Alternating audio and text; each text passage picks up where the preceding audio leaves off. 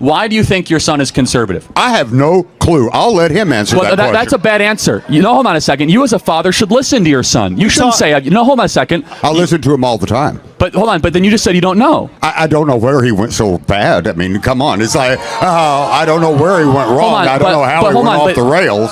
Would the smarter of the two like to chime in here? Yeah. Absolutely. So I used to be at one point on my father's side, and upon doing my own research and seeing things firsthand, I've switched sides, and I've seen like the liberal tears that he has, like the way that he's complaining, and it's like, don't antagonize. You have to honor your parents. Don't antagonize them. Okay. 100%. So I do respect my father, and I love him. And you should honor him, and you should also love your son and see where he's coming from. But back to your point, though, we talk every day about politics to the point where it's divided us. And so for him to say that he does not know where I stand is so. Let me ask you. Why do you think your father is a liberal? Let me ask you. Okay, this is why I know he's a liberal.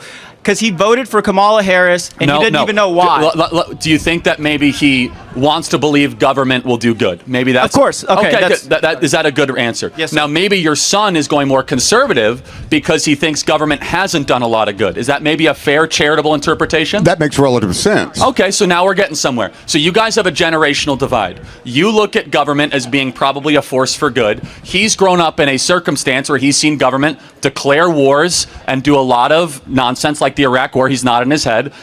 Trigger the financial crisis, only accentuate income inequality. So what I'm just saying for you two, because a father-son divide is more important than politics, is really try to come down at what generational perspective do they have. Finally, where do you get your news from? You, baby. Okay, sir, where do you get your news from? I don't watch any kind of video media at all. I get it mostly by reading, and I go through a broad spectrum of different sources. So here's what I'll just say in closing, guys, is that never let politics get in the way of the beautiful relationship between father and son. My advice first is for the son to the father, understand he comes from a different generational perspective. He thinks government is probably a good force and, that we shouldn't question our institutions. Now, your son, understandably, is seeing it harder than ever to own a home. He's seen a border wide open. He's seen lies from politicians. He's seen the enrichment of the ruling class. And instead of interrupting and want to get in an edge smartly, be like, maybe my son is processing a way that I might not agree with, but he's growing up in a different circumstance than I ever would.